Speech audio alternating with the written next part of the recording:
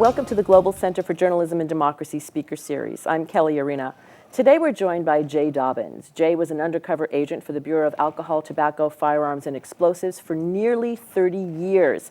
He's most well known for his infiltration into the notorious Hells Angels biker gang. Jay risked his life daily for his government, but says his government didn't return the favor. His story is remarkable, and he's here at Sam Houston State to tell it. Jay, thanks for joining us. Thanks for having me. You decided to ultimately sue the government for breach of contract. What was it that led you to that ultimate decision? There was a series of death and violence threats against me and my family. Murder contracts were being shopped amongst violent crime organizations. My house was burned down. And in the process, I was left alone with no follow-up investigations to the threats or to the events. And it was the only way to get their attention. So your name got out, your true identity was revealed during the prosecution of the Hells Angels, is that correct? That's correct. All right, and so what is the ATF supposed to do in a situation like that? Well, there is no witness security program per se for law enforcement officers. The government reserves that for guys like Sammy the Bull Gravano who have 19 murders under their belt. You know, that's who they take care of. But there is mechanisms to hide the public information of law enforcement officers, and there's mechanisms that help protect us that were all just ignored and discarded when it came to me. Mm-hmm. Now, why do you think that was? I think there was some professional jealousy. I think that there was a criminal, corrupt element of ATF in the upper management who felt they could operate above the law and didn't have to abide by any rules. And so it was a perfect storm of idiotic management that I was under. What kind of death threats were there, and from who, and how did you even know about it? Well, the threats, some of them were issued to me directly. I had face-to-face confrontations. There was threats circulating through the prison system where the MS-13, the Aryan Brotherhood, were being solicited to murder me on behalf of the Hells Angels. And the FBI did an investigation into that, didn't they? Yeah, I guess if you could call it that. They didn't put a whole lot of effort into it. There was a letter that was written by a Hells Angel who I had put in prison for the murder and beheading of a woman. That same guy wrote a letter saying that he was encouraging his friends on the outside to videotape the gang rape of my wife and make me watch that videotape before they killed me. The response to all that was nothing. So you went into hiding? To some extent, yes, early on. It was the fight or flight syndrome. The first response was the flight. I was just trying to evade the threats. I was trying to stay out of the eye, out of the eye of the storm.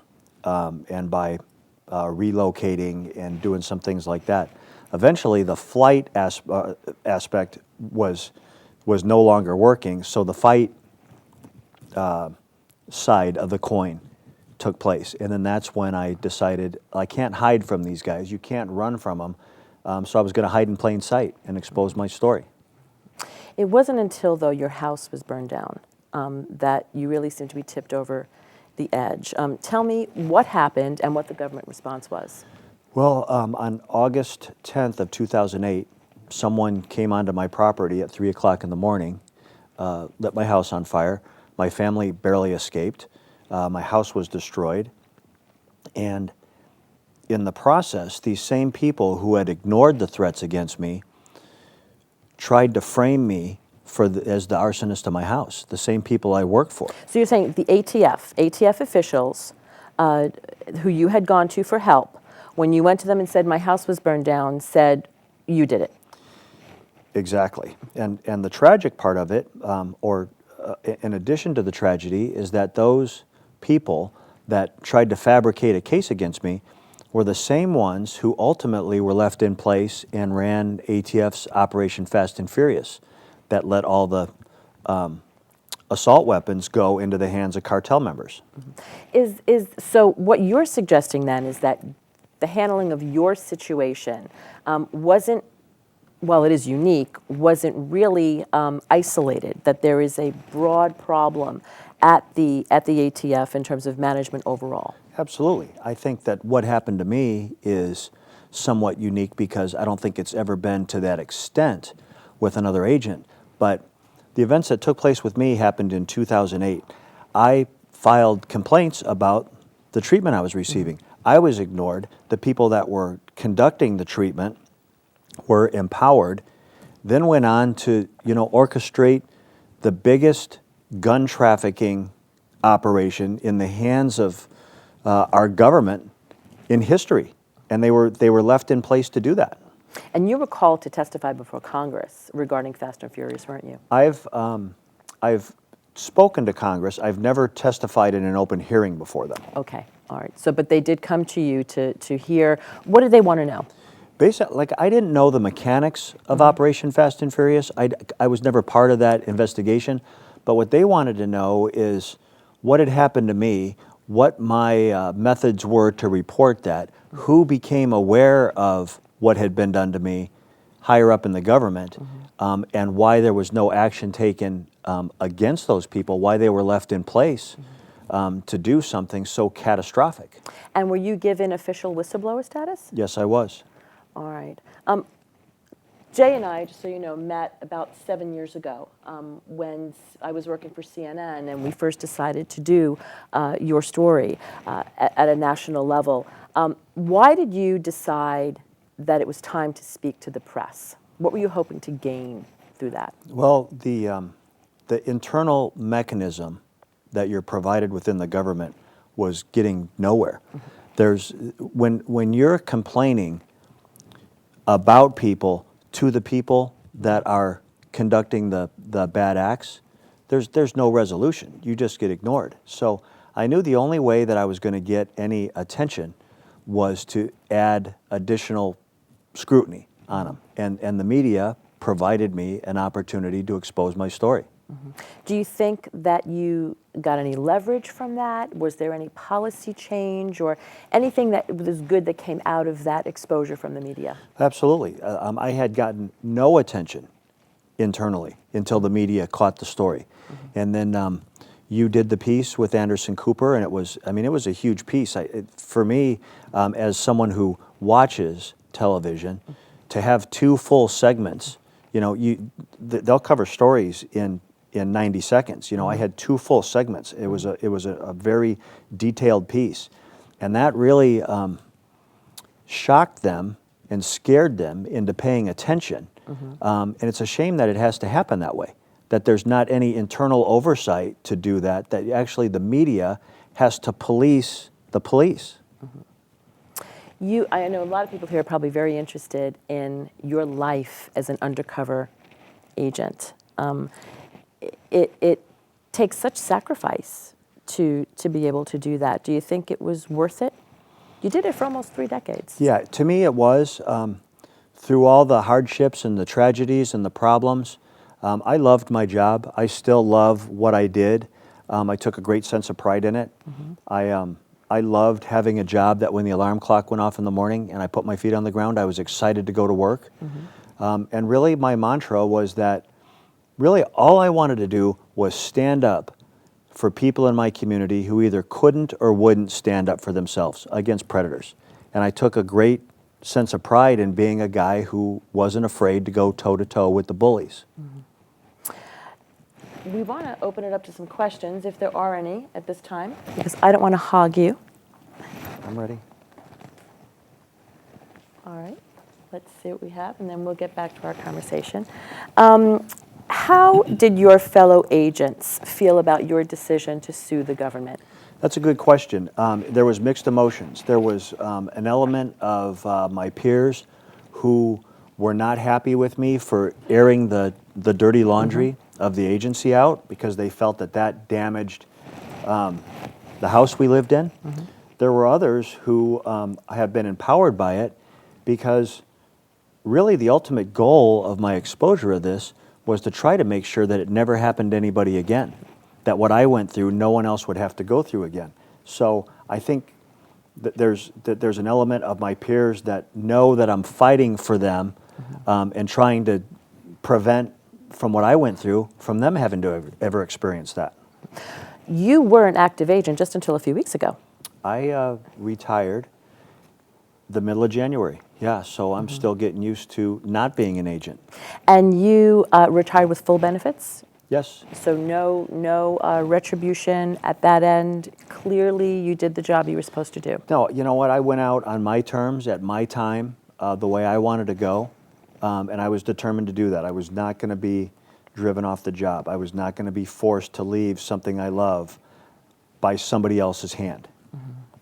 The next question, how long were you and your family a target? I guess that's assuming that you're no longer a target, which is probably not true. Well, the threats started in 2004, and they continue till today. When there's a murder contract on you, it doesn't expire or just go away. What is working in my favor is that as time passes, the animosity, the vengeance dissipates a little bit, and so I don't hide. I don't try to I don't walk around with a pair of fake glasses and a rubber nose and a wig on. I don't try to disguise myself. At the same time, I don't walk into or invite myself into situations that where I'm going to get hurt.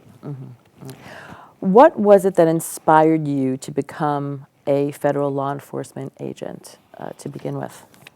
On the simplest level, I wanted a job that I was excited about. I was never a money guy.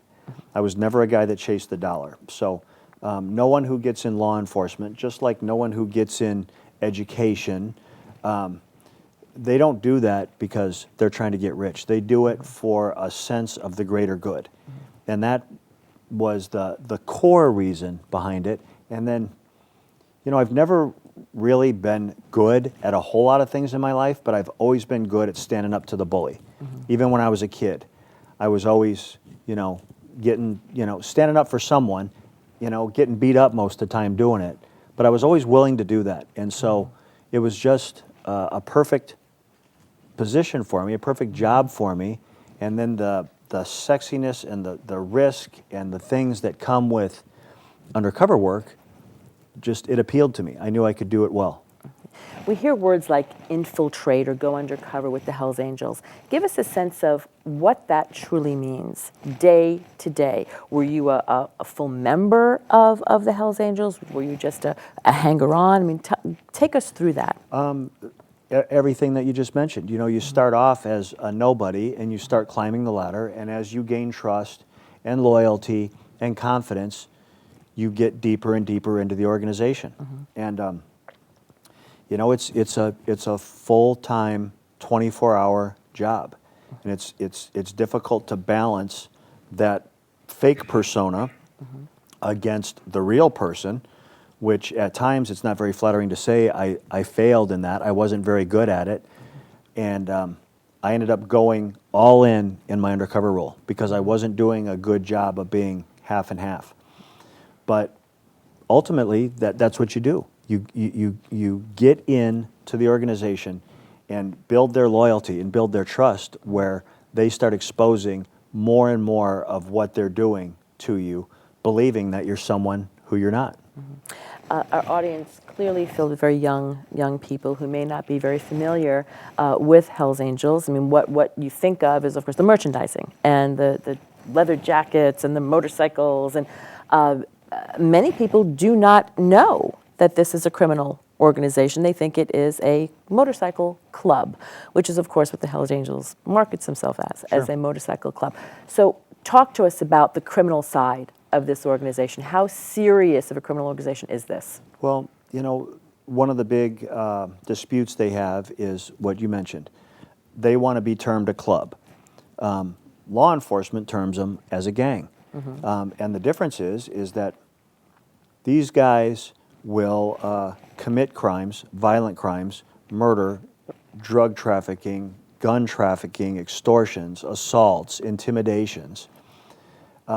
They do all those things. When someone is charged with those crimes or found guilty of those crimes and they get incarcerated, the club, the quote-unquote club, holds a place of honor for them, and rewards them when they come out. What club does that? That's what gangs do. When I eventually got into the club, I had led the club to believe that I had committed a murder, that I had killed an adversary in the desert, and when I showed them evidence, fabricated evidence nonetheless, but evidence of this fake murder, any normal citizen would be running the other direction and dialing 911 at the same time.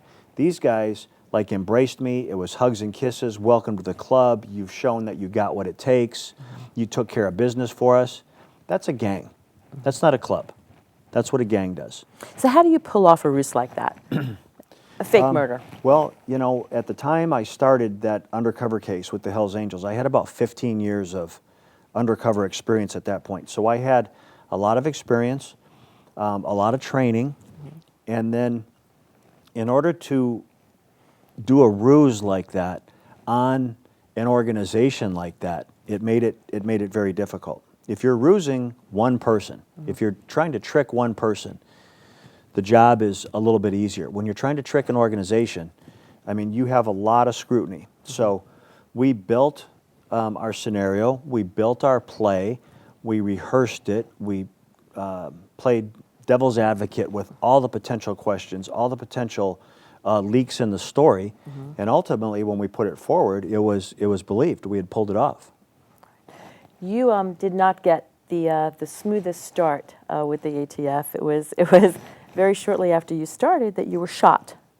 Tell us about that episode. Yeah, I got hired on a Monday, and on a Thursday, I was taken hostage and shot.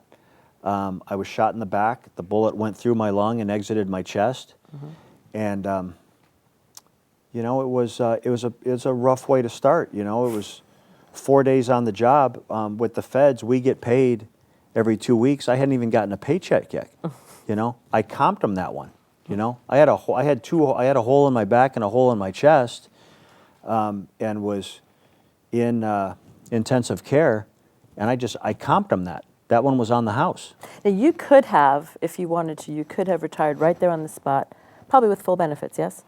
Yeah, I had all the ambulance chasing attorneys knocking on my hospital room saying, I can make you a millionaire right now. I was 25 years old.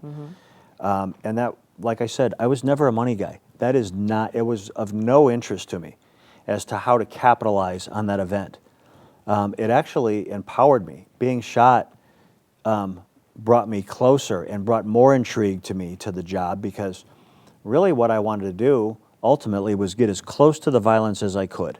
No one wants to get shot. No one wants to get hurt. Well, are you an adrenaline junkie? I suppose so, maybe. Depending on whose viewpoint you're looking at it from.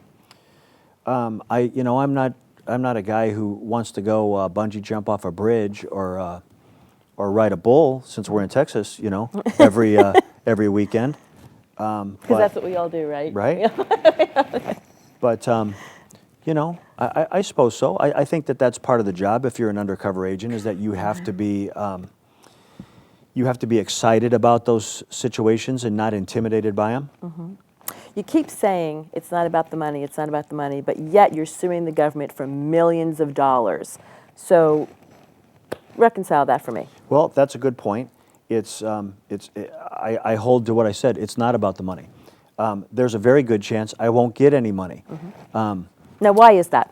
Well, for our young people who might not understand. The allegations I've made about the mistreatment that I received, those were all revealed during the fact-finding phase of a trial, 3 weeks of a trial before a federal judge. I'm convinced that when he rules, I will win across the board on facts and evidence. Now, as he applies the law to that facts and evidence, he'll decide if elements of the law were violated. If elements of the law were violated, he will decide if there's a monetary component or a damages award. There's no guarantee of that. The one thing I'm sure of is that I will win on the facts and evidence. Whether I get any money or not, I don't know. But to file a lawsuit, you have to have some kind of contingency for the financial element of it. So that was the number that was associated to the level of damage I received by my attorneys.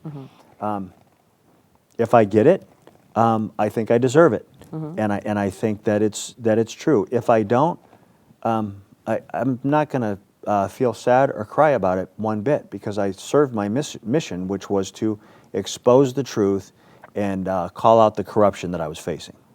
So what is next? I mean, after such an amazing career, something that you clearly loved, what could possibly follow that act?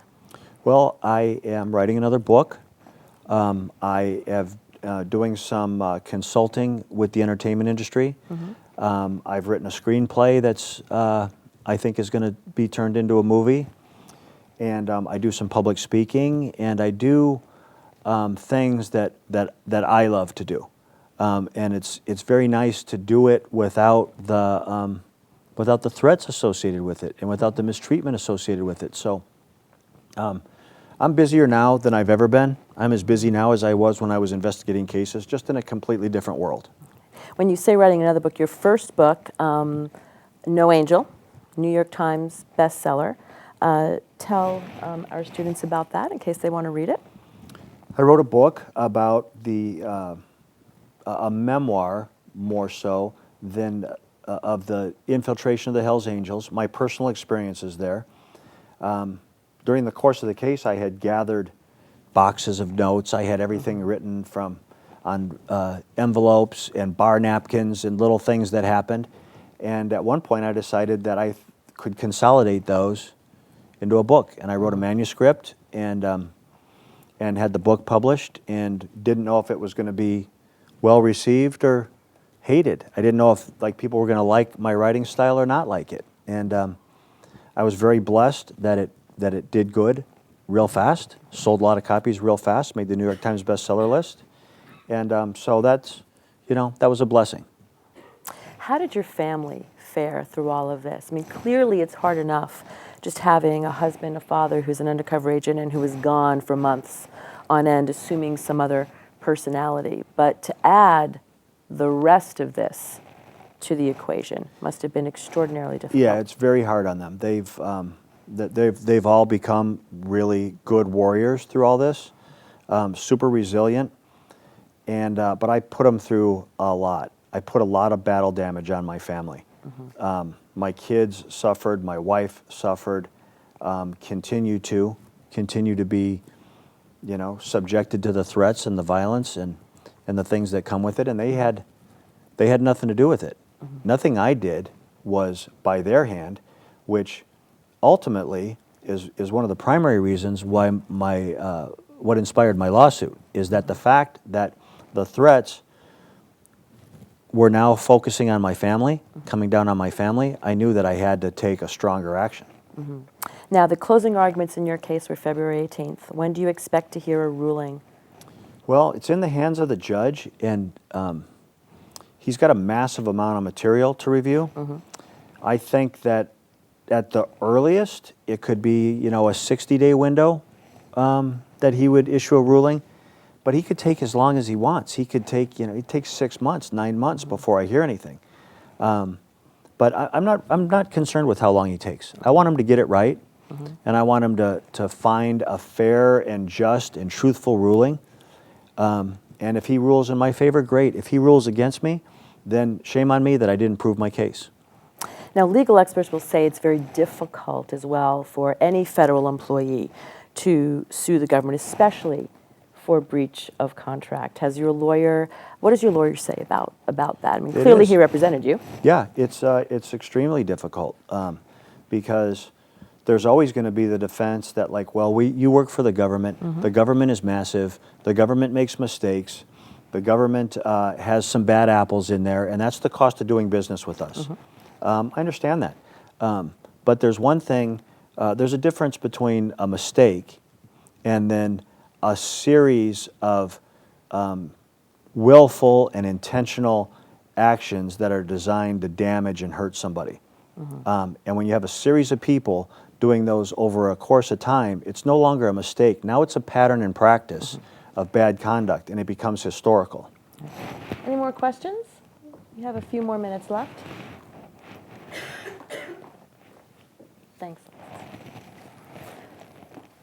All right. Okay, so what is the process of becoming an ATF agent?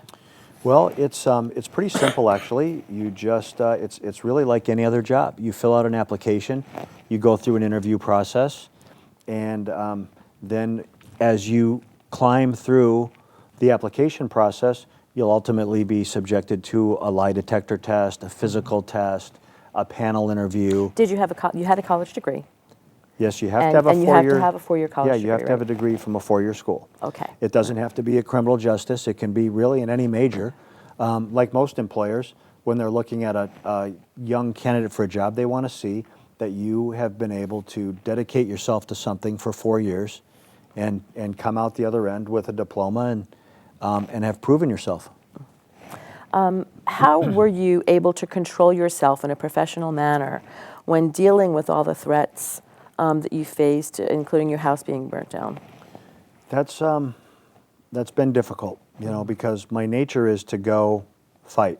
My nature is to like want to go get in the fight, and it was really, really difficult to do, especially when the threats started coming down on my family.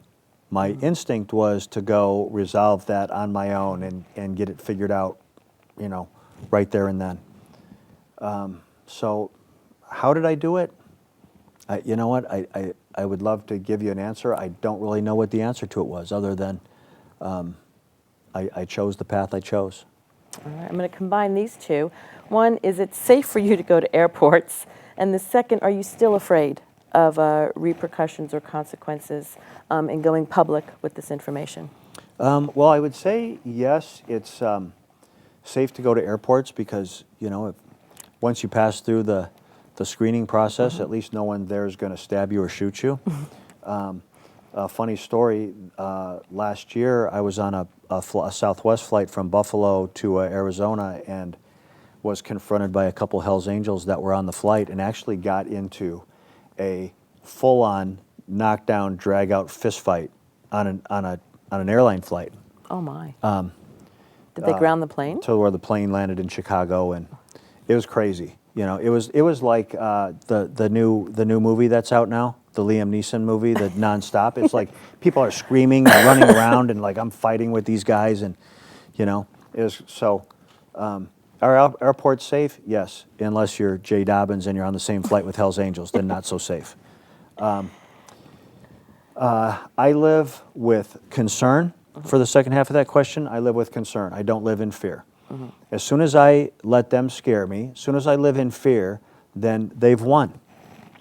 Then they've beat me. They're controlling my life. I refuse to let that happen. I live with concern. I've seen firsthand what they're capable of and who they are and how they work.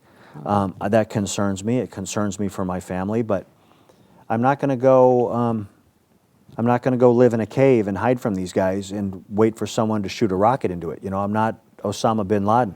I'm not the bad guy in this situation.